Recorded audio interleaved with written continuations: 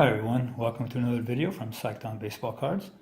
Today I'm going to continue with my 1980s binder, but today I'm going to do a little differently. I'm only going to show 1985, the first video of this decade. I did the first 5 seasons. So these are 2 of the cards from 85 that I had graded, so they're not in this binder obviously, and they both graded a PSA 8. All right, so before I get started, I want to do a shout out to my newest subscribers. I have Joe Martelli. Joe doesn't have any videos presently, but I appreciate the subscribe anyway. Bob Bagley, he's new. He doesn't have his videos. Hasn't spoken in the couple of videos I've watched of his. There's just a lot of background noise and shows cards. Silver Foo Cardboard, he's also new, and he has a really nice Mickey Mantle collection that he's been showing, so definitely check that out. And Drew Siebert films baseball game videos, so if you're interested in baseball games videos, you check that out. And Hitman 23, he has some really nice content in his videos, so give him a look also. Okay, so without further ado, let's get started with 1985 Oakland A's Topps cards. That's the wrong page there, sorry. So we have Joe Morgan first up, record breaker. He hit 28 home runs. I don't know if that was for this lifetime 28 home runs with the A's is what it was, okay. He was a first round Hall of Famer in 1990. He played second base. He grew up in Oakland, played 10 years with Houston, and is probably best known for his playing days with the Big Red Machine in Cincinnati. In his early career, Morgan had trouble with his swing because he kept his back elbow down too low, and teammate Nellie Fox suggested that he flap his back arm like a chicken to keep his elbow up. Morgan followed his advice, and the rest is history. He's very well known as his trademark, is flapping that back arm. Davey Lopes played second base for the Dodgers from 72 to 81 and was traded to the A's before the 82 season to make room for rookie Steve Sachs. Lopes made up an infield with the Dodgers that was the longest running infield in baseball history at the time.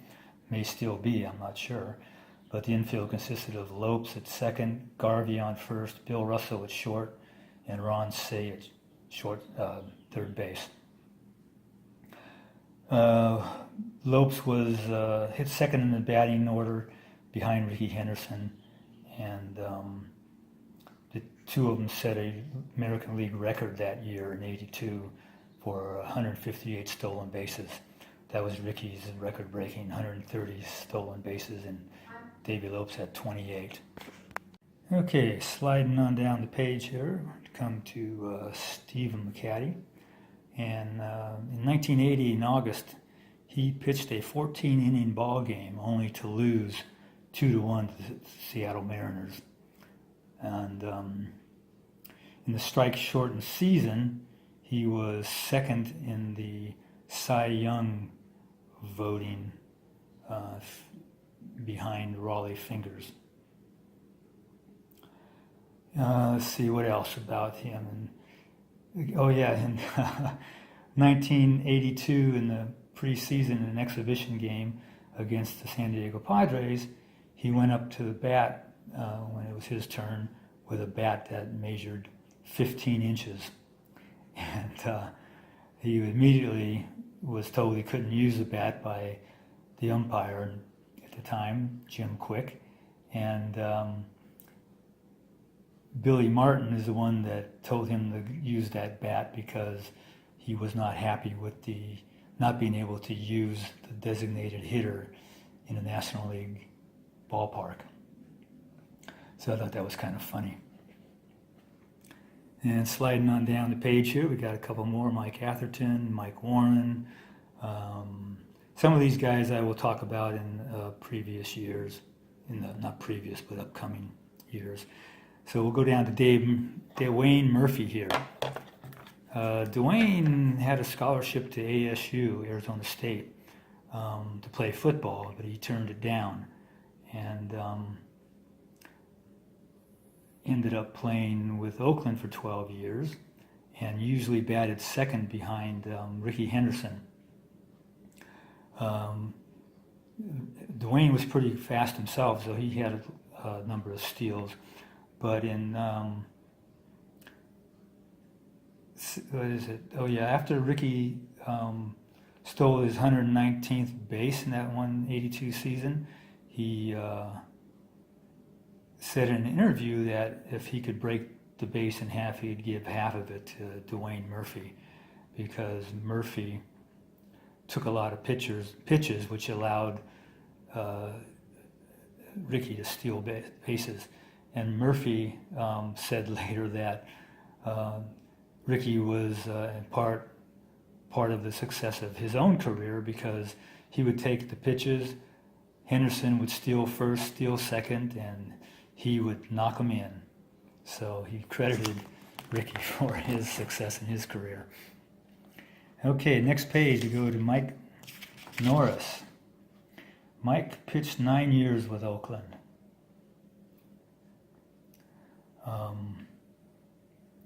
He's best remembered for his green glove that he played with. And in 1980, he went 22-9, had 24 complete games and a 2.53 ERA. He won the Gold Glove that year, but he didn't win the Cy Young. That went to Steve Stone of Baltimore, who finished with a 25-7 record. Tim Belcher, next to Mike Norris. Actually, Mike Norris's career ended early. He had a problem with his spine and also some issues with cocaine use. But he had a nice little career with the A's.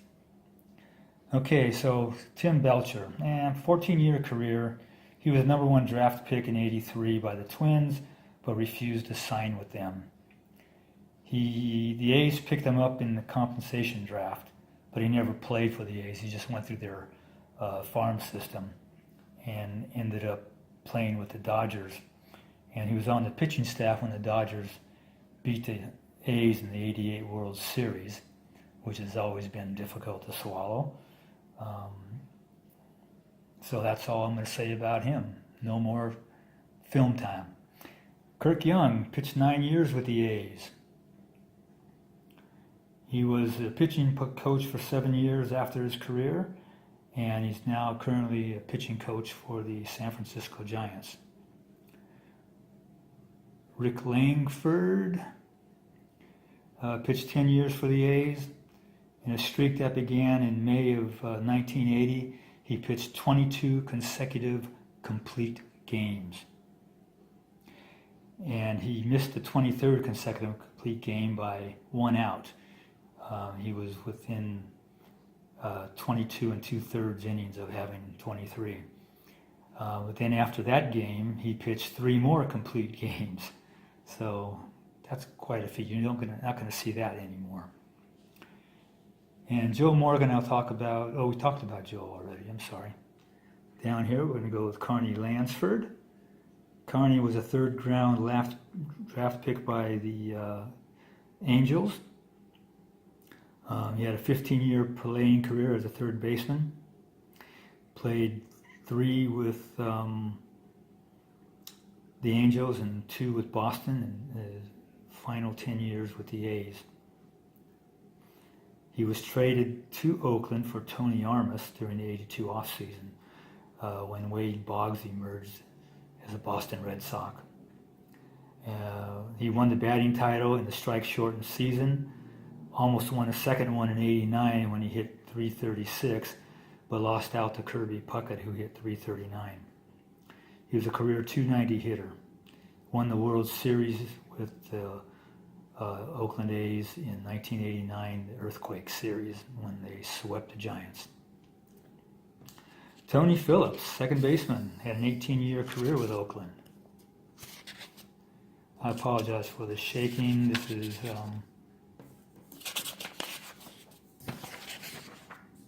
not what I want. Okay, I'm sorry. I guess that's all I wrote on Tony.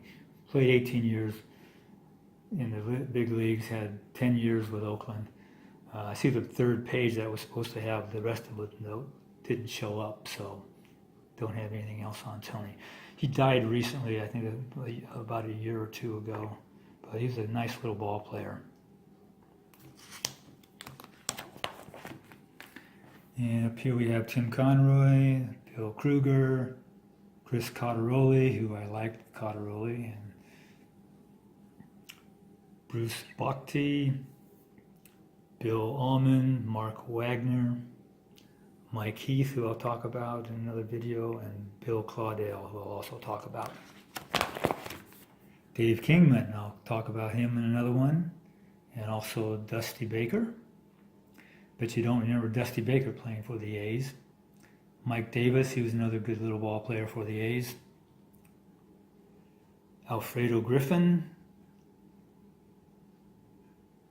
Dave Collins, Ray Burris, Steve Henderson, Donnie Hill, and Jay Howe. Last page we have Rick Picciolo. I don't think I'm pronouncing that right. Don Sutton, bet you don't remember Sutton pitching for the A's either. Tom Tillman and Mickey Tettleton. Mickey, when he played for the Yankees, back in the 70s, I caught a foul ball from Tettleton. I didn't really catch it. It bounced and landed in the seat in front of me. So I picked it up and almost got two more balls that same game, as they were hit within a couple of rows of me. And there wasn't a lot of people up there where I was sitting, second deck. A's didn't draw a lot of people in the late 70s. All right, so that's it. Next one I'll do 1986. So I hope you enjoyed the video. And until next time, everyone have a nice evening and take care. Bye-bye.